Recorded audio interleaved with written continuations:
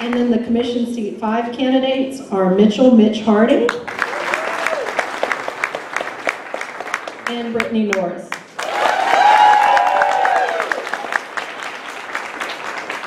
The order that the candidates will be answering questions tonight was drawn prior to the candidate forum, and we're going to be rotating so that no single candidate answers first every time or last every time.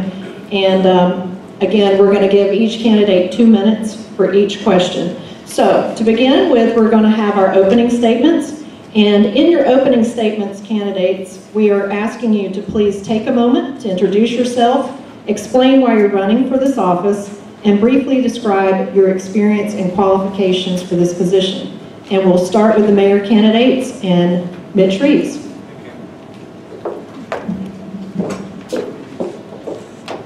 Gosh, it just seems like the other day I was here visiting with you at this forum. Time goes by so fast. Before I start, I know I have 2 minutes, but let me tell you something. The heroes tonight is not any of us sitting up here.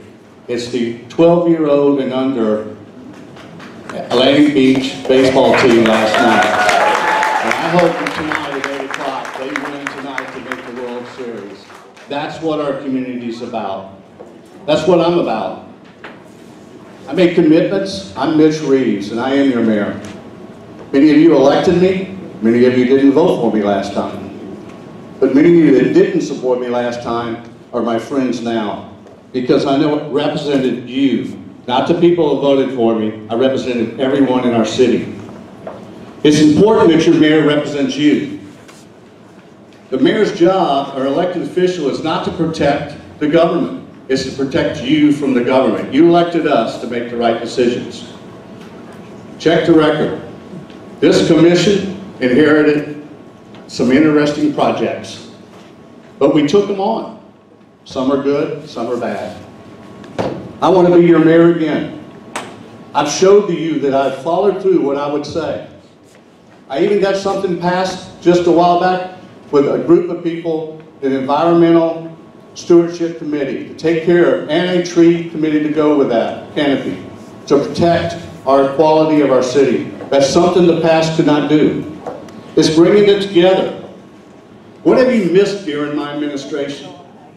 I'll tell you what you missed in my administration. You've missed these commissioners sitting up representing you. We fought for you, we voted for you, we voted against each other, we debated each other. But we all left a team together. We debated, some for, some against, but you never heard us come back and fight each other. Thank you.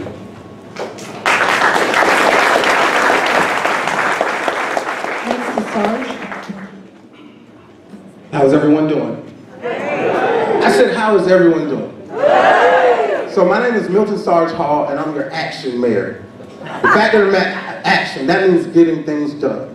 So many of you see me on Channel 4 as a fitness expert. I ran for mayor 9 years ago, and I'm looking around, and I don't know where these guys were, right? We had some major issues 10 years ago. I ran against John Reserve, my good friend Mike Borno. So I have experience. As a matter of fact, I have the most experience on the panel. They won't even deny that. But what I am tired of is looking at Atlantic Beach as us and them. You see, my great-grandparents came here with Henry Flagg, and they helped establish this city. When Manhattan Beach, now which is Hannah Park, we had oceanfront property. But folks from Jacksonville came and pushed us over to the Donna Park area.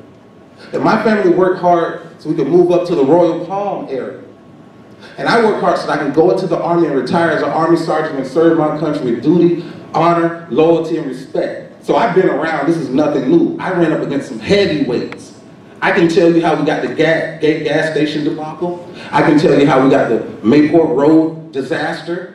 I can tell you a lot of things, but I'm not going to go there. I'm looking towards the future to look at Atlantic Beach, Neptune Beach, and Jacksonville Beach as one beach. With the A1A Ocean Island designation, this is an opportunity for us to move forward as a city and to bring revenue into the general fund, to have more fun and to do more. This is a beautiful city. We're situated between a mighty river and a mighty ocean. We're protected by the Navy base and 400 acres of preserves. So we have a lot to be thankful for. So what can we do? Well, we can make life more exciting here at the beaches. We can do more. And through my travels and experiences from Santa Monica, California to Pacific Palisades to Newport Beach to some of the most amazing places in the United States of America, I've gained experience on how to make our lives better. We won't lose that local feel because that's what I'm about. So again, I'm Sarge, One Beach. Let's go.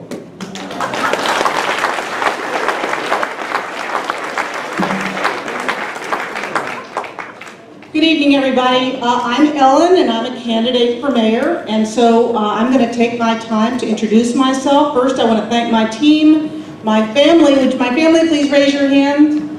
My husband, Captain Don Glaser there. I could not do this without them. I will tell you that when I embarked on this journey, I didn't realize what it was going to entail, but I will say, without a doubt, that I love Atlantic Beach more than the day that I filed to run in this race, and it's because of all of you. My hashtag in my campaign is We Are Atlantic Beach. I'm all about community, all about the future, and saving the soul of our city. So let me tell you a little bit about myself. You've probably seen it in flyers. I am a retired FBI agent. I've worked major cases, bank robberies, extortions, big public corruption cases, had a wonderful career, and I ended up as the coordinator. I was selected to lead the North Florida Joint Terrorism Task Force. After that, I went on and pursued my doctorate and got a teaching position at UNF, where I teach hundreds of students every year in criminal justice, and where I'll be starting just a part-time schedule next week to just teach one class and be totally committed to you folks. So why am I running? I believe that our city has gone off the rails. It started out as a concern over staffing, and really the straw that broke the camel's back and the thing that got me to jump off the couch was when the city manager was fired. So I started to look, and I realized there were a lot of processes that I thought needed to be improved on. So I want to restore stability. We need a strategic plan for our future so that we can manage growth, we can take care of our parks, and we can be the community that we want to be for our future. We've got tremendous potential for growth in the Marsh side, in Royal Palms, and we certainly need to manage it throughout the city. So I am going to be the person that stands up for you. Thank you very much.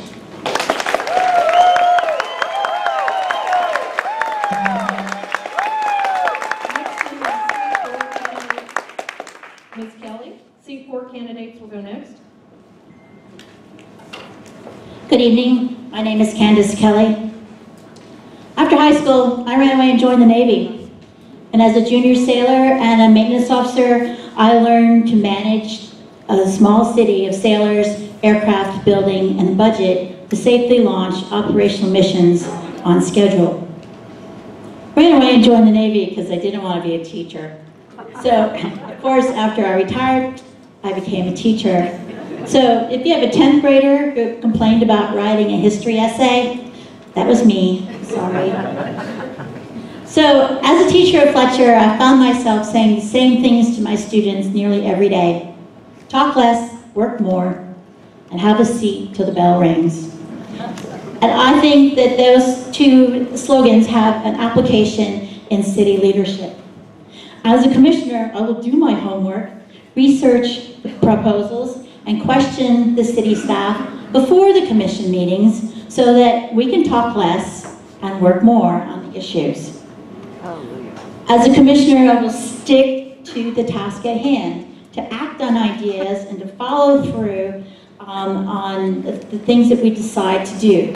Should not take 4 years to beautify a roadway, install a sidewalk, or decide on a building plan. Almost everyone agrees that the communications, the website is a disaster. And I think as commissioners, we should do progress reports, every teacher's favorite, but the citizens deserve some feedback on how we are on the status of our projects, deadlines, and expenditures on your behalf. So I think that we can improve two-way communications so that we're all in this together. Can I do this? I think I'm a fresh face in North Florida. Thank you very much.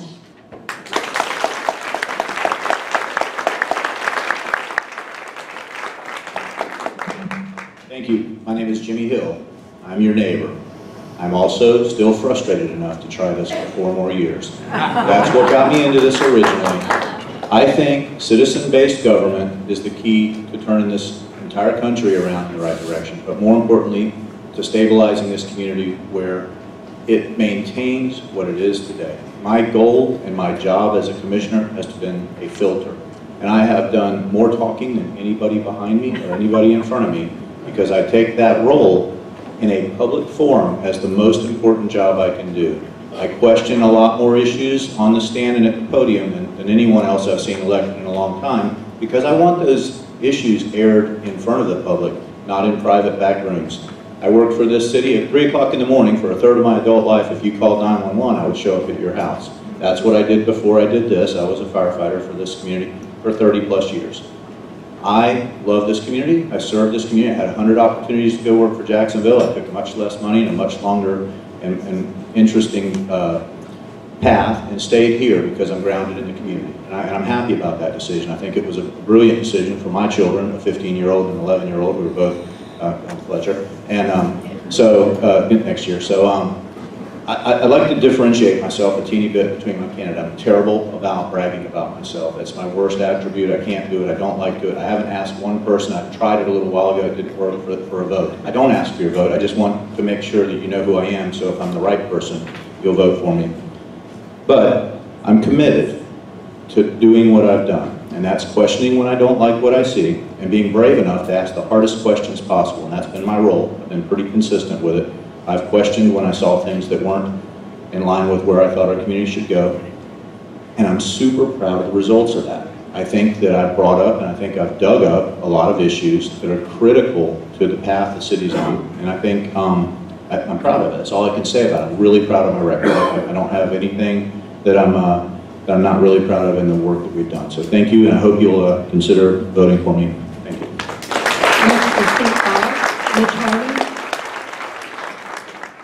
It's good to see all of you. I was here 4 years ago, and it doesn't get any easier standing up in front of a large group of people. I'm for re-election for C5. I was elected to the commission a little less than 2 years ago. I grew up at the beach. I'm from Jacks Beach, graduated at Fletcher in 1980. My family's been here in Jacksonville at the beaches since the 1940s. I joined the Air Force. Well, first of all, let me back up. I started my public service career as a junior volunteer fireman in Neptune Beach in 1976, prior to graduating Fletcher in 1980. I served 24 years in the Air Force, retired from Keesler Air Force Base in Biloxi, Mississippi with the Hurricane Hunter Squadron. I was a first sergeant over the Civil Engineering Unit. You don't get to the rank of first sergeant and senior enlisted without having what it takes to be a leader and thinking outside the box. I am also retired law enforcement. I did over 20 years in both municipal law enforcement, served on traffic enforcement units. I was a motor officer, and most recently, before I retired from law enforcement, I worked for the federal government out of Blunt Island with the Marine Corps Police. Why I'm here? I saw 4 years ago businesses that were being pushed out of Atlantic Beach because of zoning, because of the feeling that Atlantic Beach wasn't business friendly. I dealt with City Hall, and I found those experiences to be less than satisfactory as far as customer service. I feel that I have served and I have made the tough choices, and I am a man of integrity and courage, and I can and have proven that I can make the tough decisions. Thank you.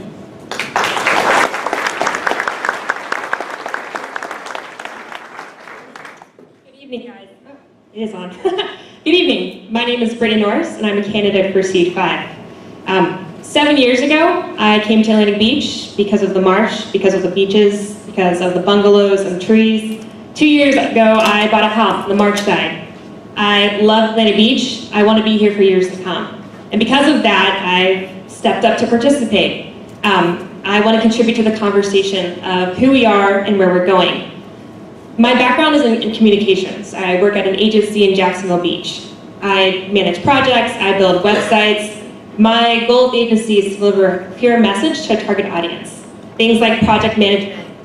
Oh, okay, it's going in and out. Things like project management, meeting deadlines. That's my every day-to-day. Also too, while I've been here, I've established a nonprofit. I helped to found a nonprofit that started in the Marshside area, and our goal is to bring food to all folks through community gardens, through farmers markets, through education on nutrition. I also started a citizen activist group last year that sort of carried on into this year as well, to basically bring government closer to people and people closer to government. And that's my heart going into this. I want to hear people tell me their stories. I want to work with people, and I want to continue to serve from the commission. Thank you.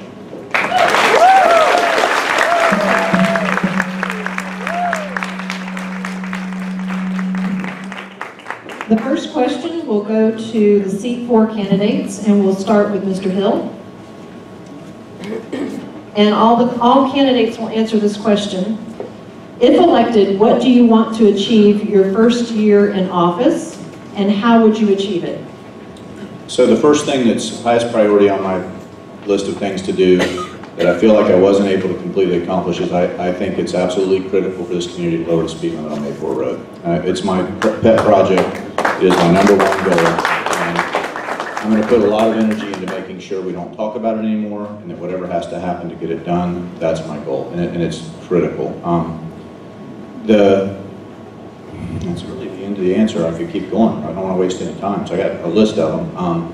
The main thing that I want to do is make sure that we stabilize our staffing, because that's the way to get that project done. If we don't stabilize our staffing and get that roundhouse it's almost a circus at this point, I apologize for my part in it. I've done what I can to stabilize it, but I think we need to keep some good people, and I think we need to acquire some additional good people. We're light on the areas that we need the most attention. Building department's one of them.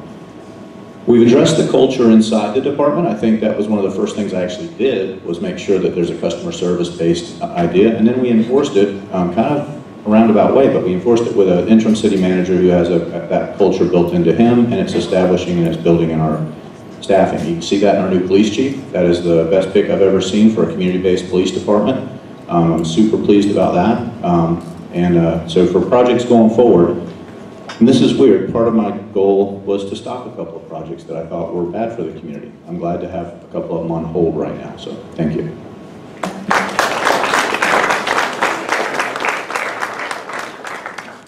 I'm Candace Kelly. I agree with Mr. Hill about the personnel staffing, and I think as new people come on board, one of the things that I feel frustrated about is that we don't have a handle on the status of all the initiatives that are happening in the city. And I think as new people come on board, we need to work together to figure out what projects are still in work and which projects are really on hold, and what it is we need to do to get them moving forward. So it goes along with the idea of better communications, that you know and we know what's going on and why Seminole Road isn't beautified or what's holding us back from the speed limit.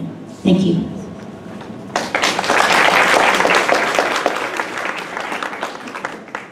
Hey, my name is Brittany Norris.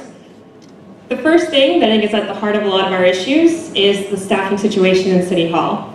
I think we have folks who are in need of training, need of opportunities. We should be a place, one, that people enjoy to work, and two, that when folks retire or move on to other jobs, that we can easily promote from within, because we have trained and we have provided opportunities for the people on staff. I think if we have a fully functioning city, then things like the permitting issues with the trees, projects like lowering speeds on Mayport Road, and even bringing attention to some of the zoning issues that are happening over there, I think that'll be easy, because we'll have dedicated, talented people in city staff at City Hall to help us get that stuff done. So, biggest thing, providing an awesome place to work, paying people what they're worth, and looking for high quality folks to fill open positions.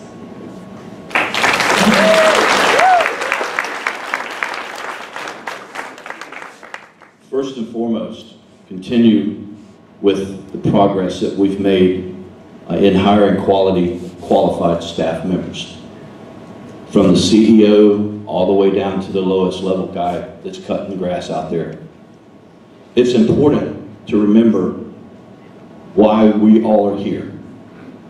when there is a lack of customer service in our city hall, every one of you leave and you feel slighted. I have impressed upon the current interim city manager that customer service needs to be number one. We have proven to get the citizens involved in the committees. We did start up the Environmental Stewardship Committee and the Tree Committee because of a lot of the staff not enforcing the permitting. It's unacceptable. What's important to you is important to me because we are your representative. There's some things that are beyond our control. As the mayor alluded to earlier, we took this job with some serious issues at hand, and we have acted on those and proven that we had courage and the intent to get these things taken care of. I will continue to represent you. I will continue to bring light to my district, which needs a lot of infrastructure improvements, and get the speed limit. I do support lowering the speed limit along with looking at the design, and the public safety has to be paramount. So, thank you.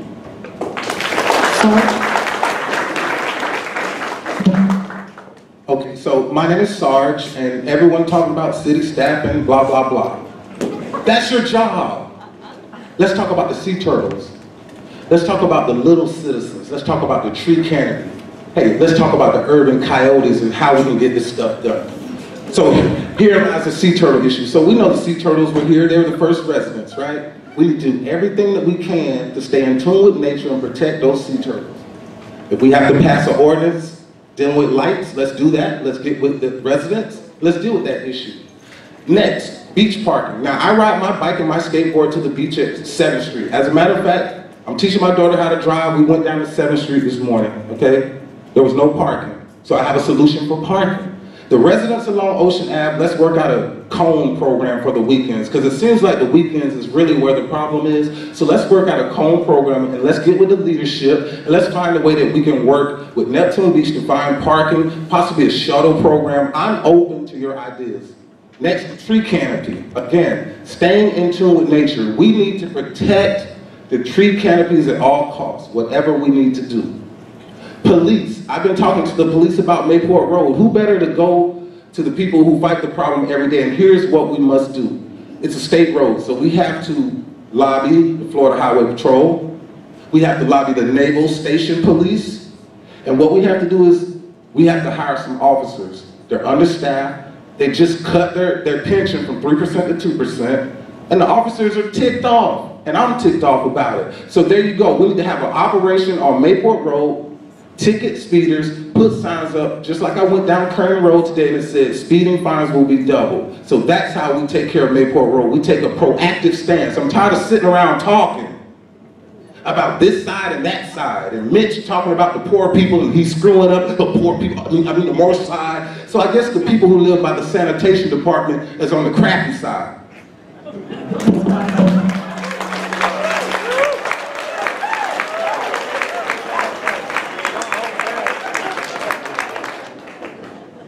Well, that's the kind of energy we need, but I'm going to tell you, you've got to decide who you think is the best person to actually execute on all the things that you've heard. We've heard this stuff over and over and over again. I agree, we need to lower the speed on Mayport Road. I agree, we need to be accountable on projects that have lagged for years and years and years. That's the Seminole Road update, that's tabled. How much did that cost?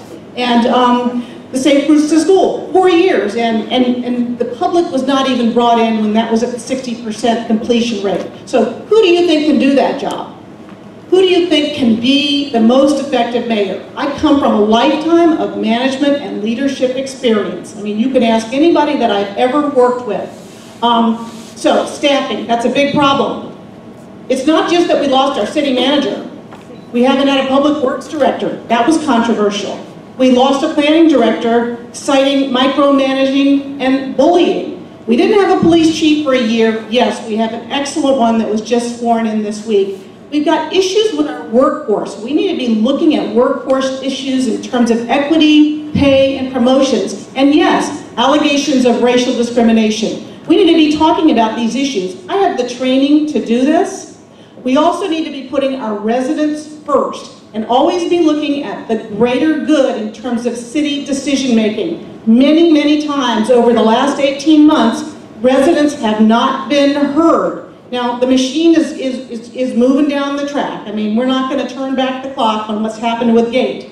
But we can make sure that the residents are heard in the future and that we follow our comprehensive plan, we follow our charter, and we take care of people for the future. And last but not least, we haven't had any strategic planning efforts for about 10 years. We need to address important issues like septic to sewer in the Marshside area, so the septic doesn't drain into the marsh. That's unacceptable. We need to take care of our environment, our parks, and our people. Thank you.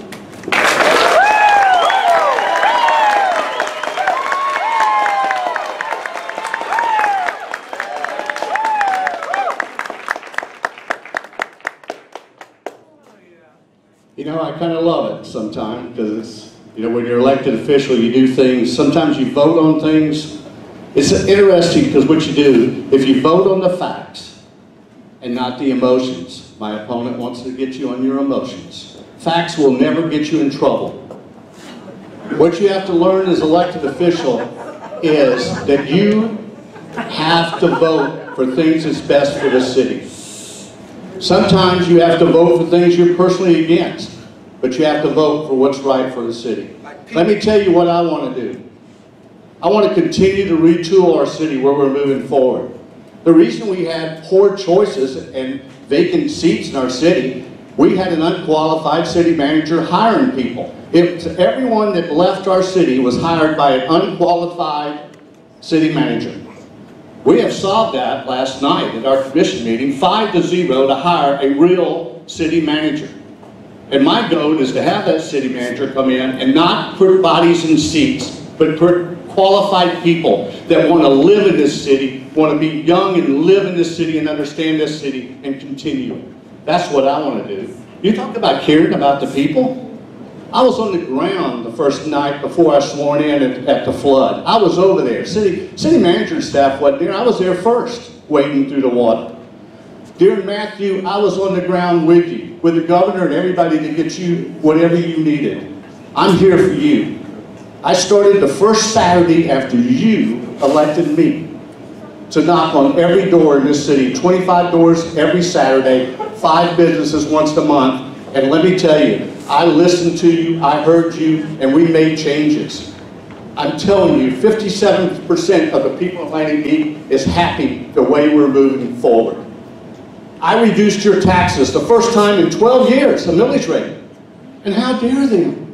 They said it's only $140,000. Well, that's a little hug. Thank you. For question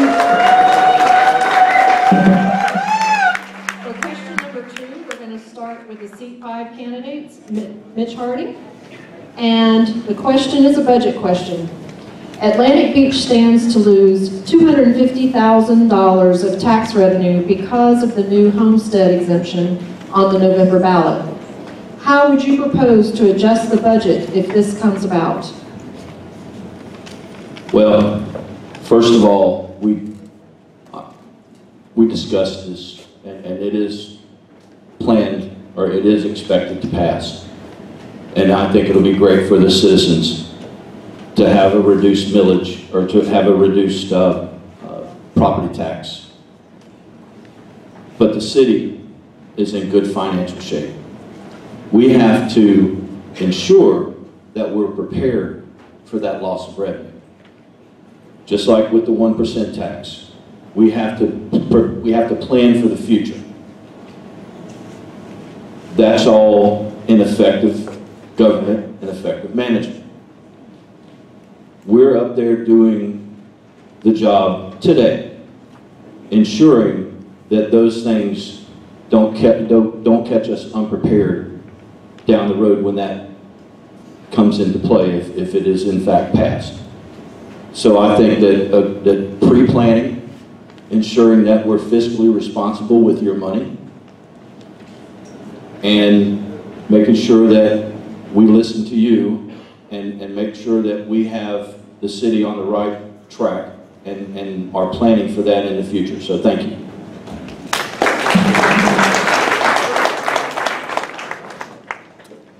With the Homestead Exemption, I think it's a good time for the city to do some long-term planning and to maybe to self-audit, to go through departments and to see where we can cut back. It could be things as simple even as printing. You wouldn't believe some of the stacks of binders of paper that honestly maybe we don't need to be creating. It could be coming up with, I'd hate to have to do something like this, but possibly proposing paying for parking at certain beach access points. I think there's ways that we can do little things that don't severely affect the citizens without ceasing major services or cutting staff or anything like that. So I really think self-audit, we should sit down and we should go through and see where departments can cut back. We should ask for input from the city as well. Ask our citizens, where do you see, what are your ideas? We have a lot of smart people in Atlantic Beach. Let's utilize them.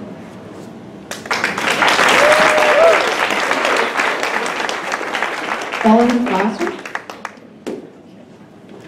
Boy, that time comes up on you fast. With the homestead exemption, I probably know more about homestead exemptions than anyone in this room. And we have a great property appraiser, and they provide the cap that you can have for the mill rate. And those numbers came out. And cities can decide how they manage their budget as to whether or not they can bring it down. And there was a very small reduction last year, but the key thing here is fiscal responsibility. We have a serious issue with our pension fund payment. We need to hire more police officers and retain them, so we need to give them pay raises if we're going to be competitive with JSO. And we need to take care of some of these serious infrastructure issues that some people have already mentioned. So I think most cities are against the increase to the homestead exemption just because of the burden that it places on cities. We have to be realistic about that. If we're doing well, yeah, let's reduce the mill rate. If we can bring in business, if we can get more people to move here and bring that revenue up, then we're in a position to do that. But I think we have to be prudent in a budget. And I'll just mention, there was a meeting last night at the commission. I'm not sure why they scheduled it the night before the forum, but you can draw your own conclusions. Yes, we have a promising new city manager, but I take issue with our mayor's comments about our last one. He was very well respected. And then also issues with the budget workshop. In an effort to try to give the community another hug, do we really want to reduce our paving budget by 50%? Don't we want our roads paved? We've got to make sure that we maintain our services and that we are prudent. This is about fiscal responsibility. If we can do it, absolutely, but I think we need to be very cautious and not let this be part of a political agenda.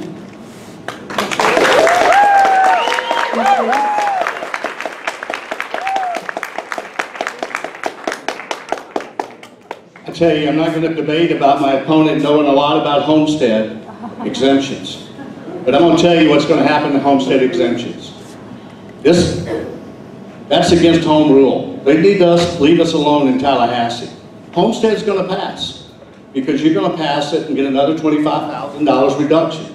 But cities are going to have to make up that. Let me talk about the budget a little bit.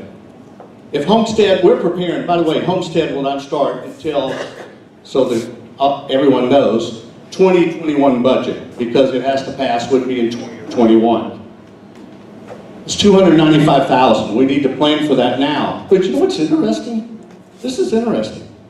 We're getting another almost $300,000 worth of tax revenue this year off taxes off our residents. We're already catching up with that.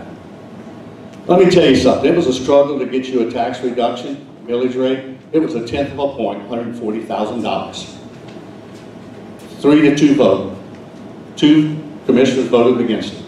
And everybody said, what will anybody do with 140? We talked about poor people. I don't even know how that got into discussion because we're all one city and we should love each other. And so what I'm saying with that is, when you talked about that, they said $20 a person. Well, some people, $20 is a lot of money, or $10. And I did say it's about the hub. What I do love is that we've got to look at our budget. And one of the things that I'm pushing in this budget is a 4-year plan for our police department. JSO is going to lose 200 officers. They got to find a job somewhere else. We do not need to lose our officers here. They need to know what their pay scale is going to be in the next 4 years, so we keep them here in Atlantic Beach. We have the best police department in this whole county. These guys are dedicated. They love what they do. They love this school and our children. Thank you.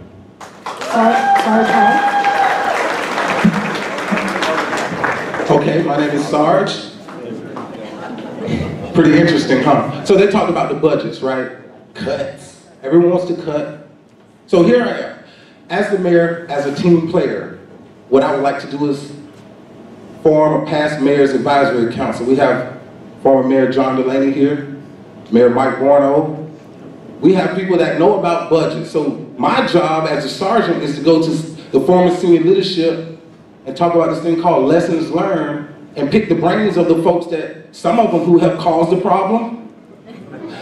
So they need to help fix the problem because there's still residents here. So let's talk about I keep talking about the A1A Ocean Island designation. You heard about that, right? That means that we have happy tourists flowing through our area every day. We need to take advantage of that. So I'm going to talk about a social life. Again, I've been to other cities, so we can do things like concerts. How about the city of Atlantic Beach bringing Jimmy Buffett to Hanna Park? You know how much money we'd raise that we can put back into the general fund? I'm talking about standing on top of the box and thinking, y'all. Common sense approach. We need to find ways to put more money back into the general fund and prepare for cuts. Brittany said it best. We have some smart people. Some of the wealthiest people pound for pound. Hell, I came from Atlantic Beach and I'm somebody. So what I'm going to do again is reach out to the former mayors and pick their brains. I'm going to get with the team because again, the mayor can't do it alone. I'm only one person. And I believe in Jimmy and I believe in Brittany. I believe that we can have a dream team. And I'm not talking crazy, I'm not talking Hollywood talk. What I'm talking about is just common sense government. Why are they making this stuff so complicated? I've been around. We have smart people. We need to start thinking outside of the box, taking advantage of the tourists that are coming here. We need more restaurants. And I own the business on Mayport Road, and I tell you what, it was horrible. So I'm Sarge, One Beach, and yes, you did say poor people, Mitch. Candace Kelly.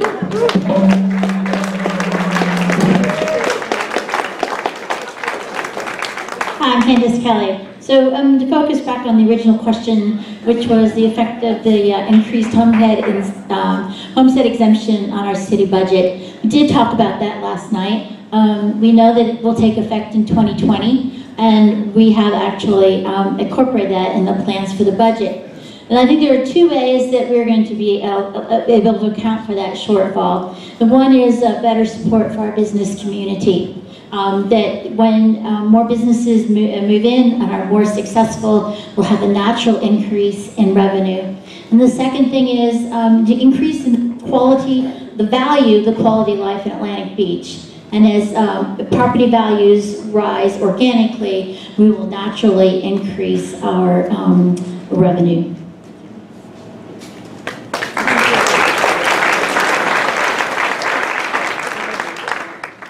So, literally last night, this came up in a meeting, and I addressed this specific issue.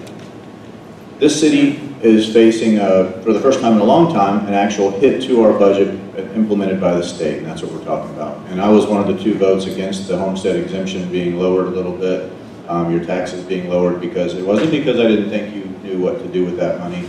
I think every one of you could use that $10 or $12 or $30 in your pocket, and I didn't for 1 second discount that. But I absolutely understood we'd come out of 8 years of the slowest economy, the lowest prices in housing that this community had seen in a long time. We actually dropped our millage increase, our millage collection significantly.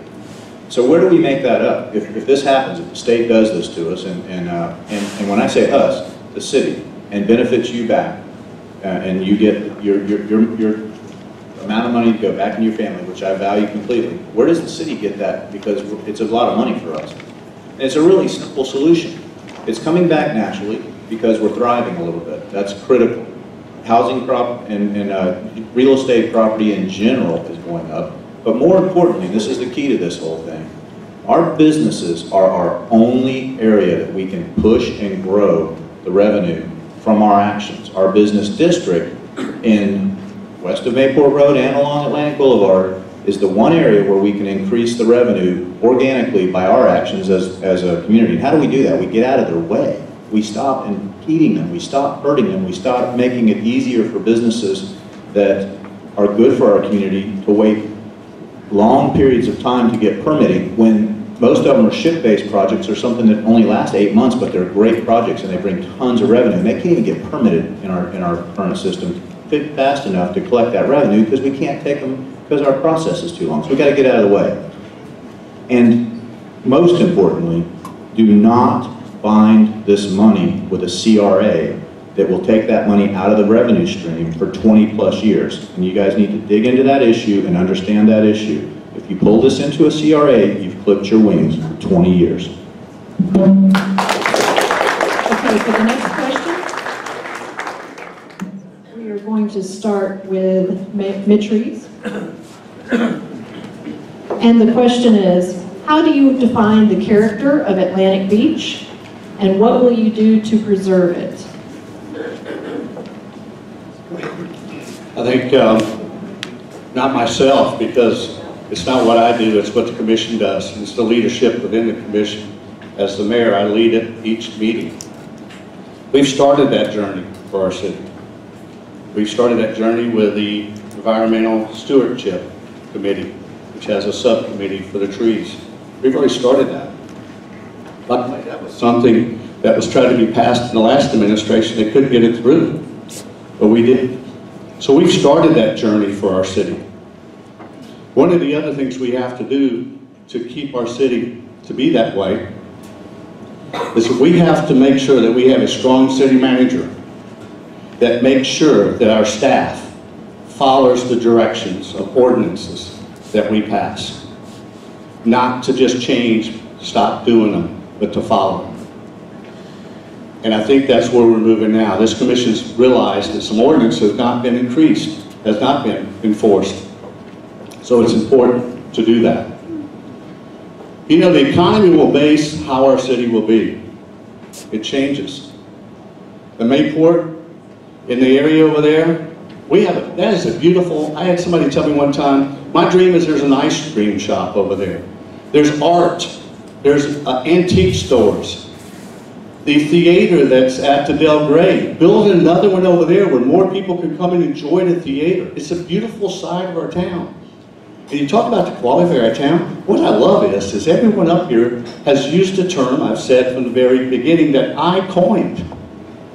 We have the wonderful beach side of our city, and we have the marsh side. You don't hear me say the Mayport side, the west side, the rich side. We're all one city. They're two beautiful areas. We just got to get together.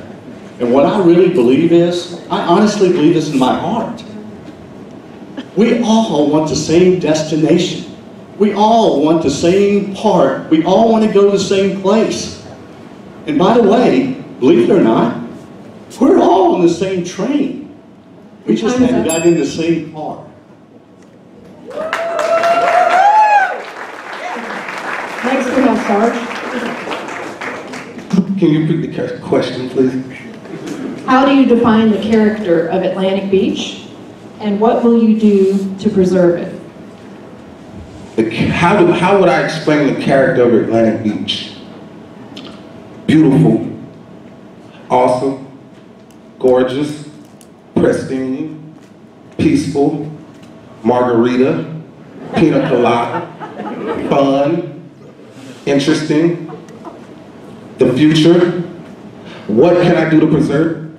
I can be an intricate part of a team that I know loves Atlantic Beach just as much as I do. I mean, my roots are firmly planted here. Without Atlantic Beach, I wouldn't be here.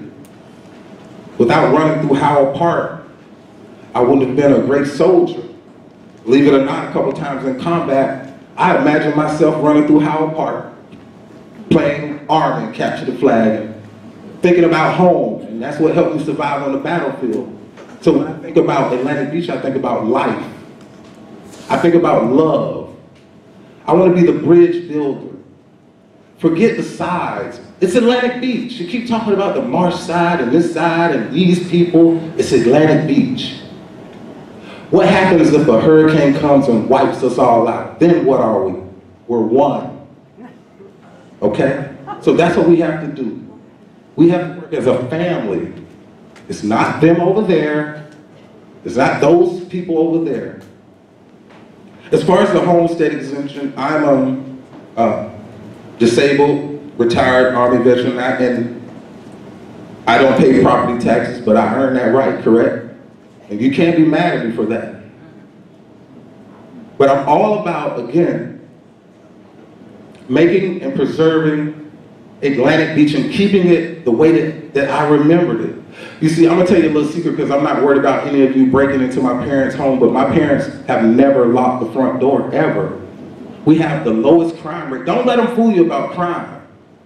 And yes, Mitch, you did say poor people. Ms. Lasser.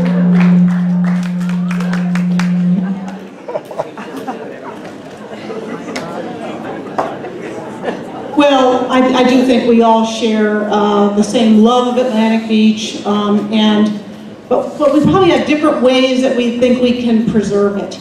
I do want to mention, since Sarge brought it up, talking about the potential for natural disasters. Emergency planning is something we really need to take care of. That's part of one prong in my platform, which is strategic planning. We need to make sure that we protect ourselves in the event of a national disaster.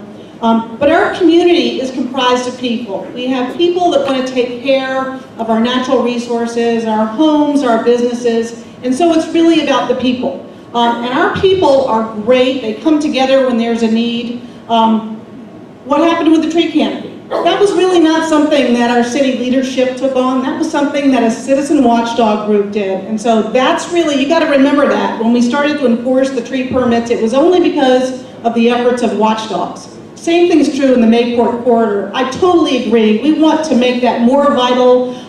We want to build that out. We want to create an environment where those homes in the nearby areas and Royal Palms can prosper and become beautiful. That is what's going to happen in our very near future.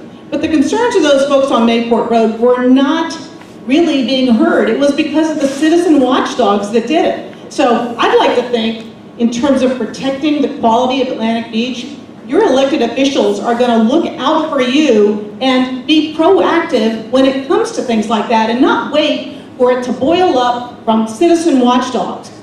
We have beautiful parks. We need a parks master plan. We need to acquire Johnson Island. We need to take care of our trees. We need to enjoy our parks, get our kids out. We need to embrace our seniors. And with our young people, you know, be role models for them. So this is a place where our children and our grandchildren are going to be proud to live. We don't want a concrete city here in the future, do we? Okay, we've lost 6% of our tree canopy and added 10% of concrete. That is not a direction we want to continue to go. So please help me do that. Mr. Hill.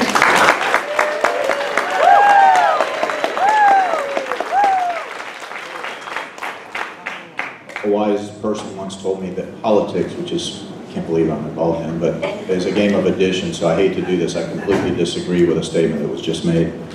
I was deeply involved in those issues, and it's because I am a citizen. The tree canopy is a fundamental piece of our character, but our culture is the word we should transpose over character. Our culture is this room and these people. And what makes this city is not trees. They would be blowing in the wind by themselves without the people of this community. And I genuinely mean, when I say this, that it is the character or culture that's going to take us forward. And the direction we go, we are at a pinnacle point now. I believe as a citizen who watched changes creep into our culture, that if we don't remain inclusive, which is what we were based on, if we don't remain open to the outside world, then we're going to be Ponte Vedra. Don't want to be that. Nothing wrong with Ponte Vedra. If you live there, great, stay there. I also don't want to be Jack's Beach, where most everything is paved.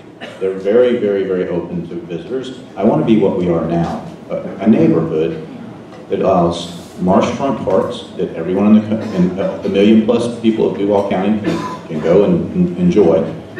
Beach accesses with enough parking for a limited number of people to enjoy our beaches. It's the culture that makes us important.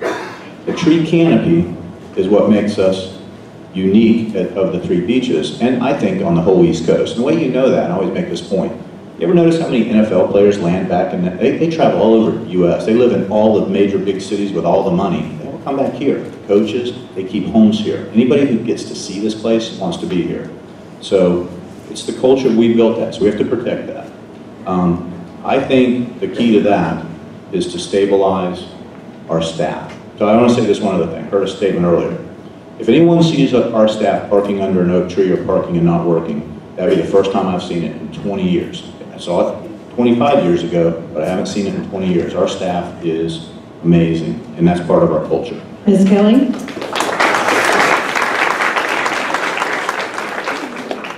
So when I ran away and joined the Navy, I left Atlantic Beach of the North.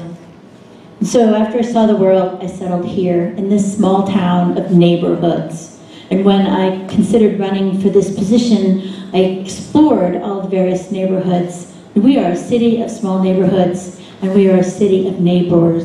So you can't go to Publix without putting on lipstick, because you're gonna meet somebody there you know.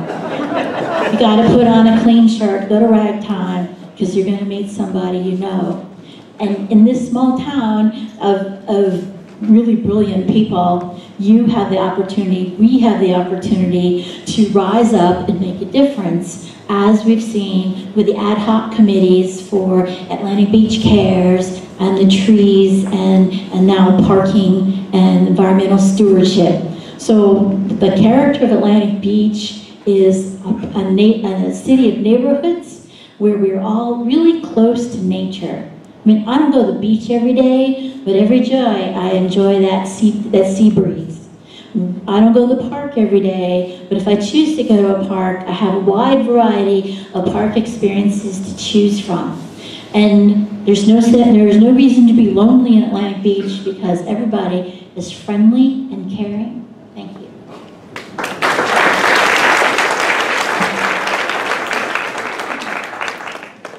I think everyone has said some really awesome things about the character of Atlantic Beach. We have awesome people who live here.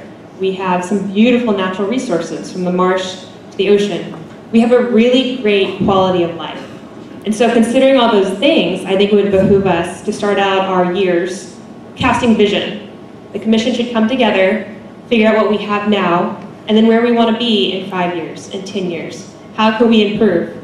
How can we make decisions with that long-term plan in mind?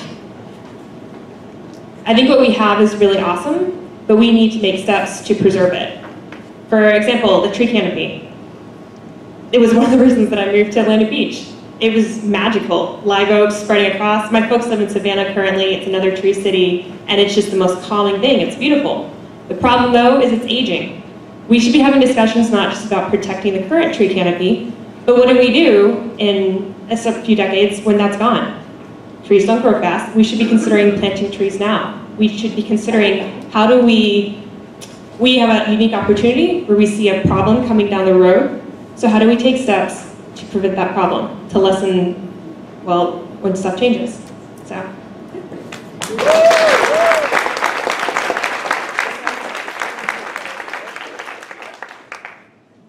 To talk about the character of Atlantic Beach, it's not hard to understand why we have so many people that come here from all over the state to come and spend time on our beaches in the summer. Because character of Atlantic Beach is charming, seaside community. We also have some very beautiful marshside parks and preserves.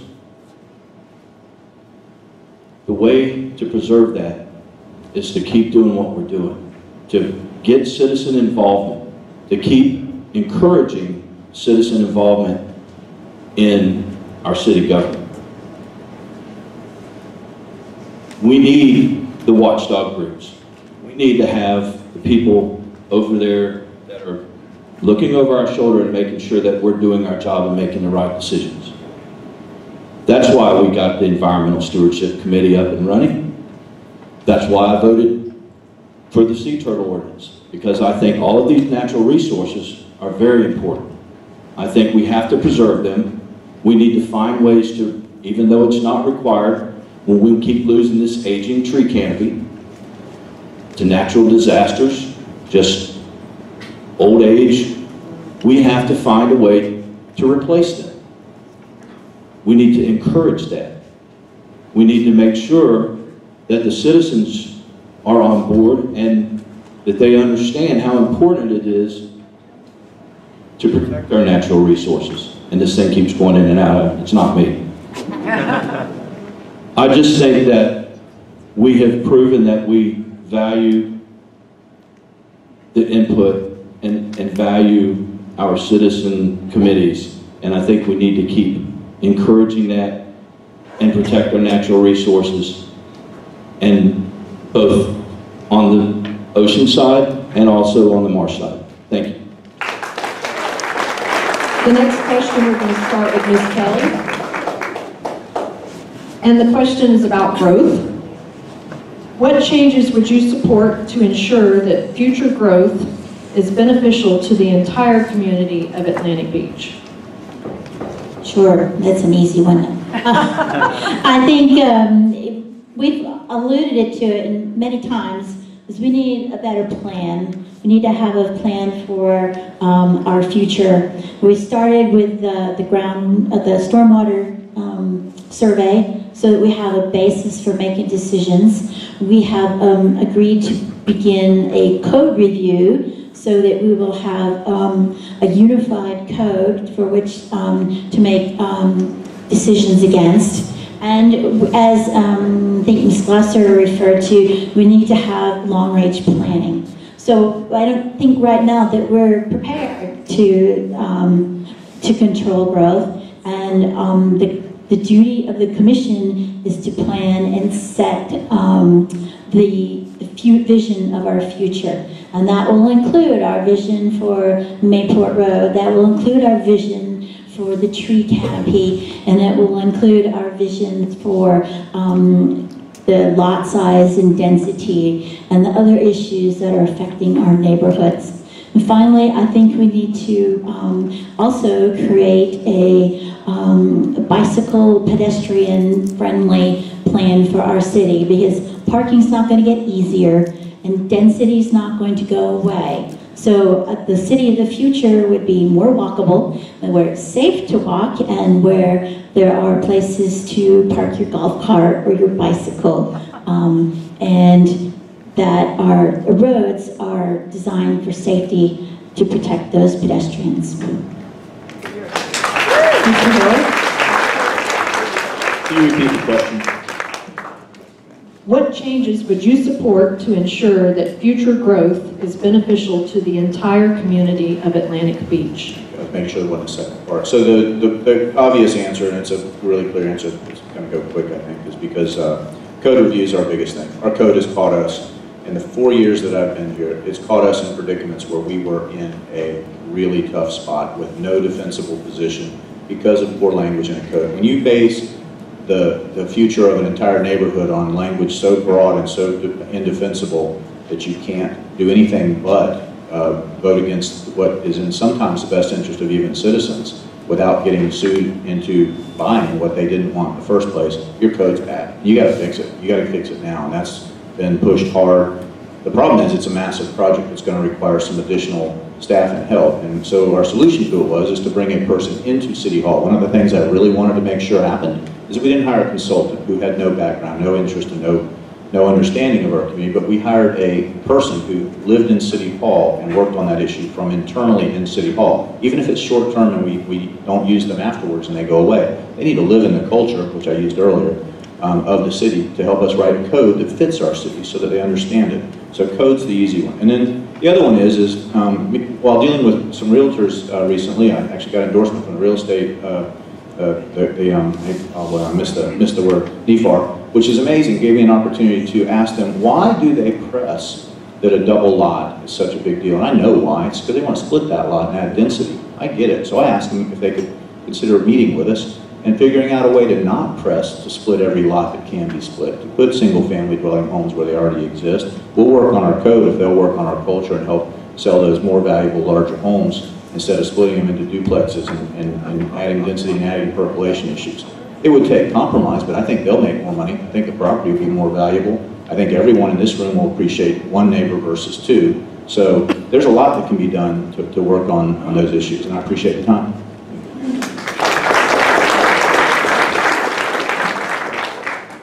I'm not going to expound, but I also agree that, and we talked about this last year during the budget, that we have to look at our codes and our comprehensive plan and our land use. There's so many loopholes and areas that are open for interpretation. And it makes it difficult because you want to do the right thing, but in looking at the code, it says one thing and the will of the citizens are another, and it has to be changed. And we talked about this last year, and it's frustrating because on a regular basis, and I know we've been short-staffed, and I know we've had some issues maintaining our staff, but the answers that I kept getting were unacceptable. I can't tell you how many times I asked, why are we not starting to look at this? And of course, we took a couple of ordinances and created moratoriums because it was pressing issues or violation of their First Amendment rights. So we had to address those because of the issues at hand. But we have to look at the entire comprehensive plan. We got to look at the ordinances. We got to look at the codes, and we have to make them make sense, so that these loopholes and these areas that we keep getting wrapped around the axles about don't happen in the future. I'm all for purchasing conservation land. We're built out from the ocean to the Mars. We have to protect what natural resources we can and ensure that these are not bought up by developers and developed with even more housing and make the density even worse. Thank you.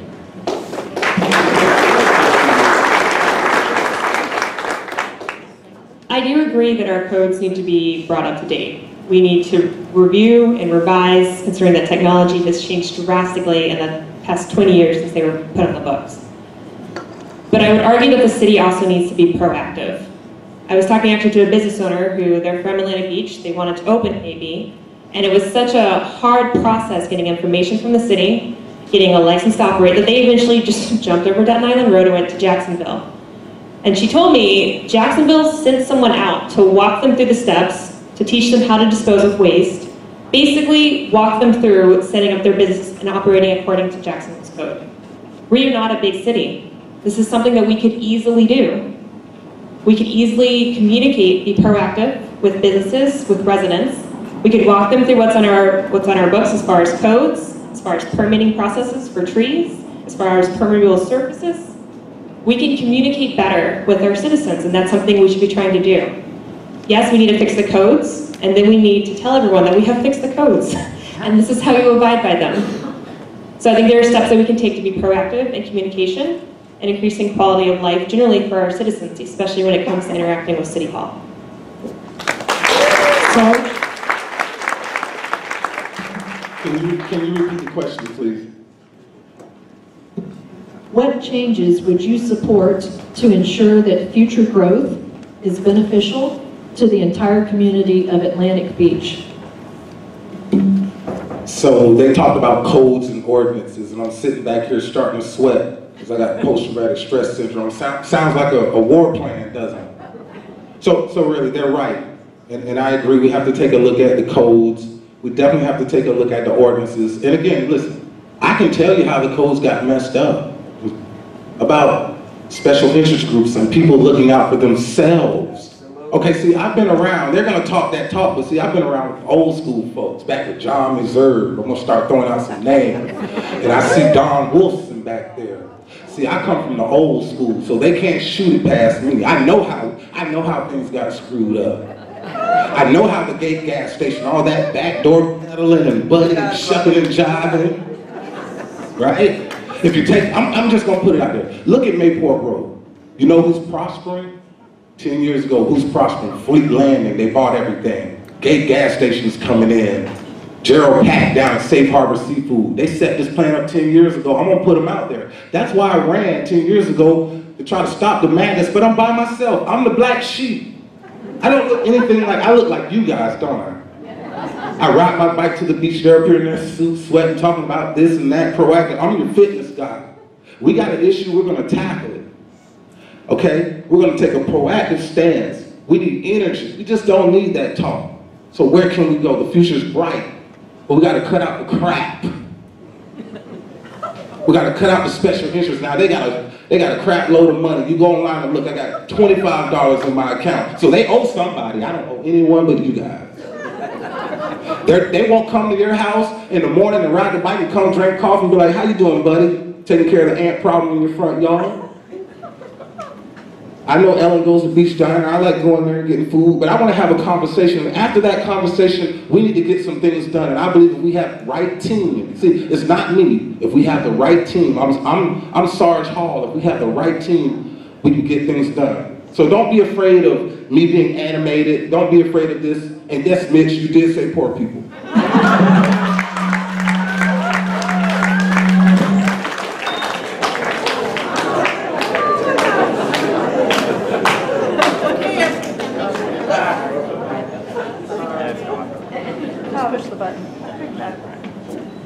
Well, you can probably tell I have good judgment because I go after Sarge every time. He's a pleasure to follow.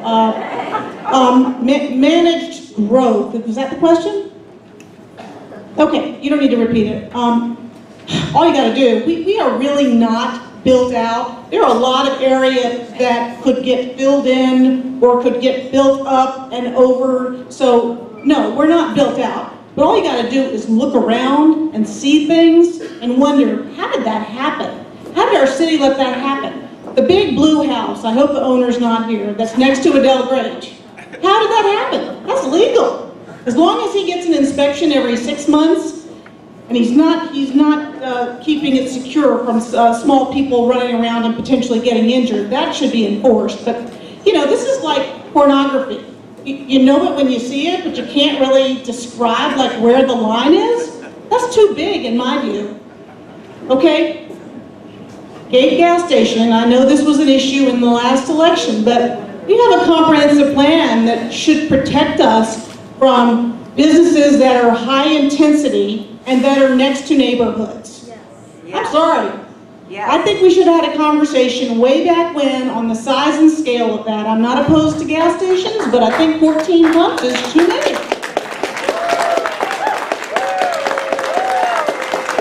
All right, let's talk about infrastructure and size and scope. The cottage at North Beach, it's starting to look okay. I didn't like the white paint, but it's looking better. You know, somebody needs to check and see that that's within the 70% surface impervious ratio.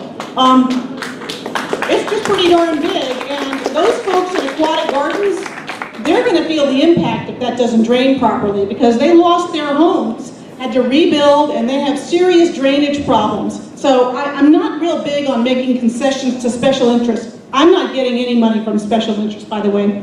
All right, I'm done. Reeves?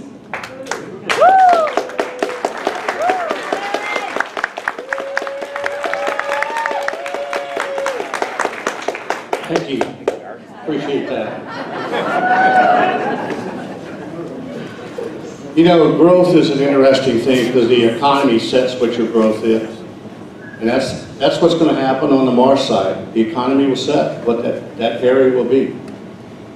Growth's tough when you look at it. We talked, my opponent talked about the house that's been there for several years, going on and on. We're already working on that. The failure to that is, she is correct. Every 8 months you get an inspection, you pass. But here's a loophole. There's 5 different inspections you have to have, but you only have to pass 1. We need to change those ordinances. You got to pass all 5. or finish the job, because you'll finish the job. And that's what needs to be done. The real problem is the lack of staff doing their job. Now, you can get mad about that if you want, but the truth is they control that. Now, let's talk about, yes, let me talk about gaming. It is an issue. But I'm going to tell you, we sat there for 13 hours for a hearing that we get. 13 hours. We don't know if we were right or wrong. It was a 5-0 vote. 5-0. A judge apparently said we were right. And that's what it goes back to what I was telling you earlier. We can't vote from our heart. We have to vote what's right for our city. Whether I liked it or not, you have to sometimes vote against things you don't like. Let me tell you something.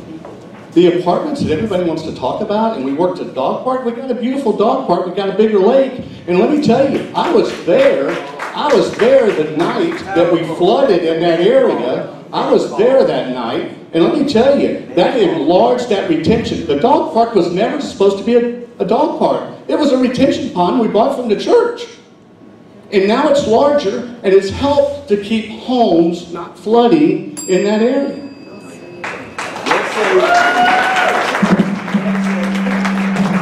Okay, time for closing statements, and we're going to start with Ms. Glasser. And you have 2 minutes for your closing statement.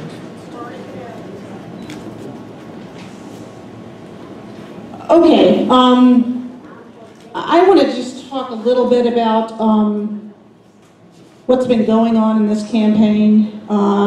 Yesterday or today, you probably saw in the Beaches Leader a lot of newsprint, and people say that newspapers are dying, but I'm doing my part to keep them alive. I am running what I hope to be an ethical campaign based on proven and trusted leadership. When I say an ethical campaign, I have an ethics pledge, and that doesn't mean that I'm not going to respond if people don't go negative on me. It doesn't mean that I'm not going to use the public record. I did file an ethics complaint against our mayor for doing business with the city by his company selling police equipment to our city. I don't have a problem if his occupation is to sell police equipment. I don't have a problem if he is elected mayor. I just don't think you should do both in the same city. So I have some information there on the table with respect to that.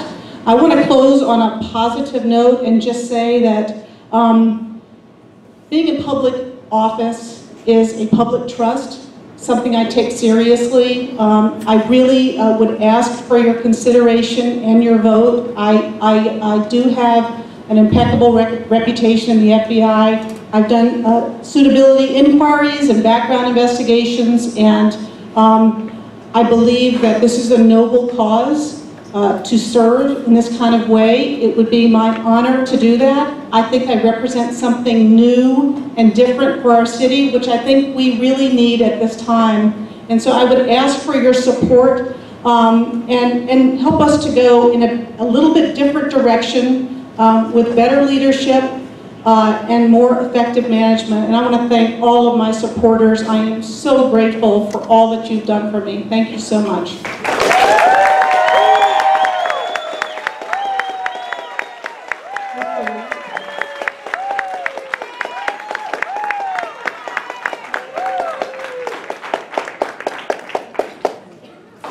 You know, campaigning is interesting. Some people say, how stupid are you to rerun again? Why would you run for office?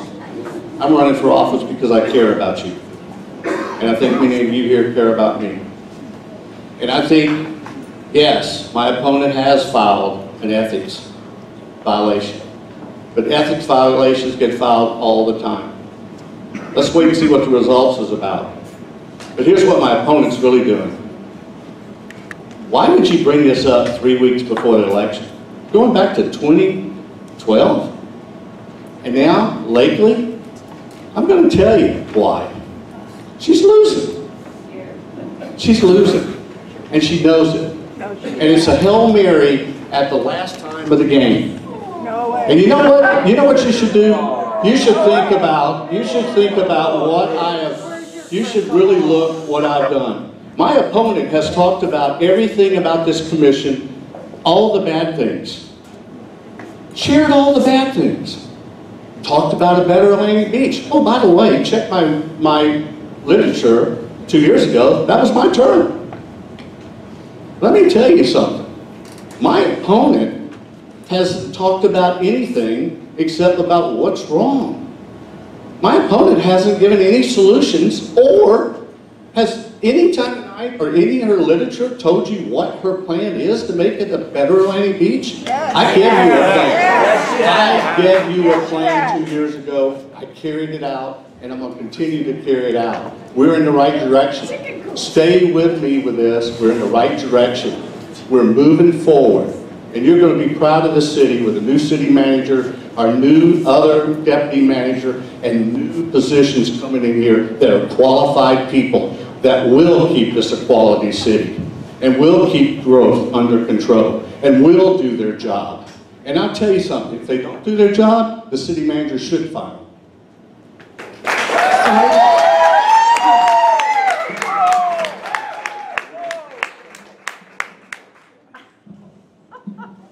He didn't want to give it to you. Of course he doesn't want to give it. You know what? They don't really want me to win. They don't want me. You know why? Because I'm going to do my job. We're going to work as a team. We're going to shine bright like a diamond, like the city that we are. You see, again, believe it or not, I have the most experience. So let me tell you a few things I've done in the past when they were out chilling and sailing and hanging out wherever they were. As a 30-year-old man, I was out fighting some giants. So I'm David. I have God in my heart. I love people. I serve my country, and I'll serve you the same way. Now, this is a long shot, right?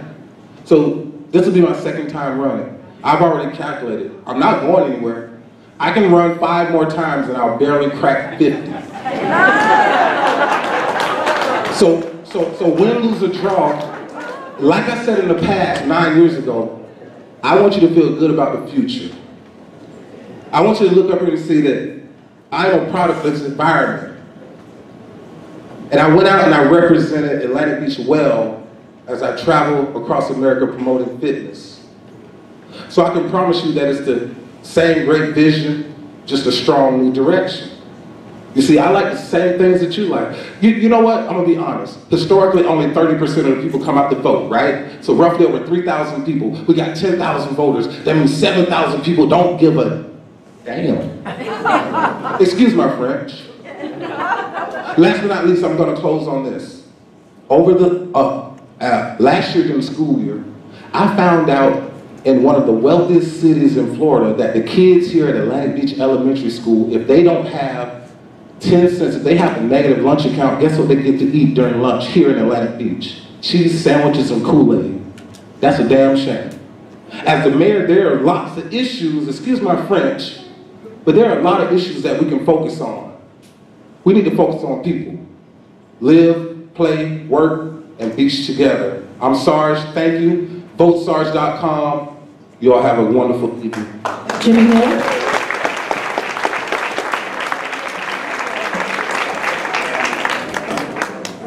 Thank you. Boy, I was hoping I didn't have to follow Sarge. It's an election, and it's about who's best for the job. And I think that either one of us would serve you well in my seat. There's no big sketchy issue. There's no secret agenda. I think we both are citizen-based and want to serve the community. I am still here, and I had to think about it, but I'm still here because I think right this minute I'm probably the right person for the job. Not because I'm better, not because of anything else, and not because of ethics, or not because of anything that's been talked about, but because I understand the city better than my opponent at this point. I hope my opponent will not change path. I hope my opponent, if I should win, will stay in politics. I hope if I should lose, that I can support her efforts. I think that's the way this city ought to be. And I want to see our city come together. I'm absolutely sick of the pendulum of political swing that sweeps through our staff and cleans it out every 3 to 4 years. I think we've got to stop that as a community. I'll quit preaching about that, but that's the thing that hurts my heart the most, is this this unproductive pendulum swing that's tearing this community apart. I wish it wasn't true. We're in the middle of it. But right this minute, I'm going to ask you for something. I talked about it earlier. I think I'm right this second the right person for 4 more years of this job. There's a long list of things that were said about the gate vote, and I want everyone to look at what effect I had on the gate vote. And I think every citizen that was involved in that has met with most of them since then and regularly. You know, I think that vote was important, but I think it was undeniably the only vote we were given because of our code, and it's unfortunate, and it hurts my heart that neighbors look at something that they're not happy about in their front yard. It was bad enough when one of them started with a sidewalk that was improper, and that was the first hit they took. And then the next hit, they pushed the fence in their yard, and then they put a gas station in front of them. And they was me, but I had no choice, and I feel that. But it was either that or we pay for that same gas station with the lawsuit. So I had to talk about it. Unfortunately, that was the hard facts of that time. But right this minute, I still think my experience hopefully will give me 4 more years to do what I've been doing, and I'm pretty happy about that. Thank you. Ms. Kelly?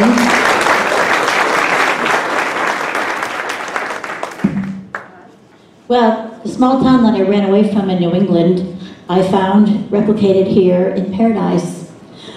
So I'm so familiar with the way the small towns work, and I've had wide experience in the world, serving in the Navy with personnel, fire and safety, hazardous materials, meeting budgets, project management, and meeting the flight schedule. I have academic credentials several times from UNF, and I think that the 23 years I spent around the world kind of trumps fire truck, sorry. And then, so everything I've done to this point, I think prepares me for this job. I've served my country, I served my church, I've served our schools, and I'm ready to serve you. Thank you.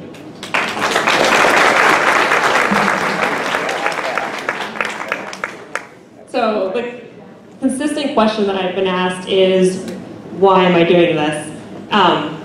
Mine might be crazy. I can tell you though that being a military brat, having lived both sides of the country, north and south, having traveled internationally several times, I'm crazy because Atlantic Beach is awesome. And I always come home, and I'm always excited to be home. I bought a house in the Marsh side about 2 years ago, and I have every intention of staying here for a very long time. And even in my life as a private citizen, I was working to find solutions to problems that I saw, to increase the quality of life for people who deserve it. And we all deserve that. So I invite you after this, please come up and ask me questions. I'll be over there at the table, like all the other candidates.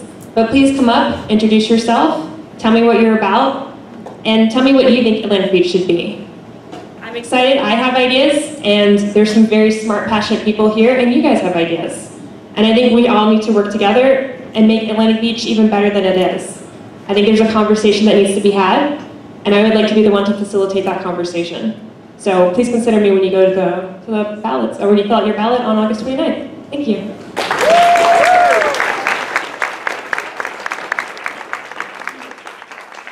First of all, I want to thank you all for coming out and being involved. I too feel that I am the most qualified candidate to continue in this office. I've given you stability in my decisions. I've given you courage to make the tough decisions. I am a man of integrity.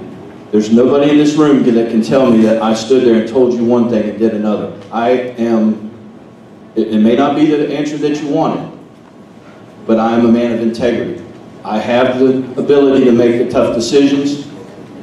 Many of you that disagree with some of my decisions are my supporters.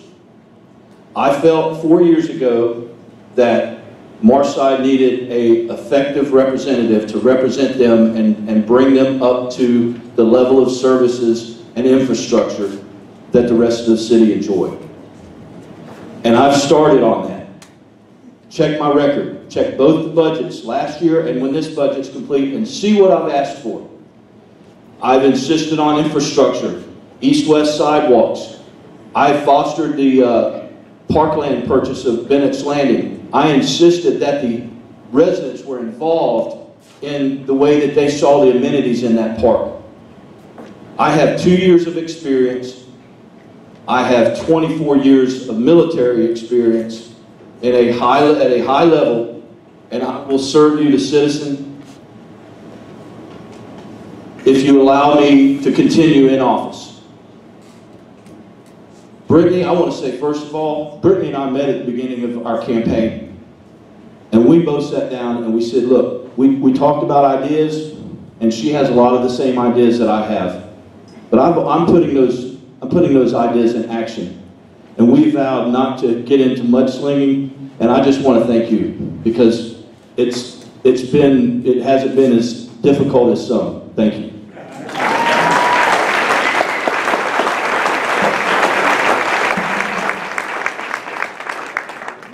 So I want to remind everybody that we are video recording the candidate forum tonight. We will have it on our website and on our Facebook page, and that information is on the program. So if you know someone who was not able to be here tonight, please share that with them so that they can watch the video and they can learn about the candidates before they vote.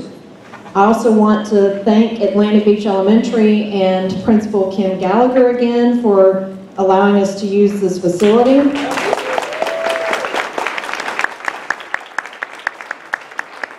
I want to thank the Beaches Watch volunteers who helped organize this event and helped us with tonight's event. They did a great job. And last but not least, I want to thank the candidates. I want to thank them for coming out tonight, putting themselves out there, doing all the hard work that they're doing so that they can represent you.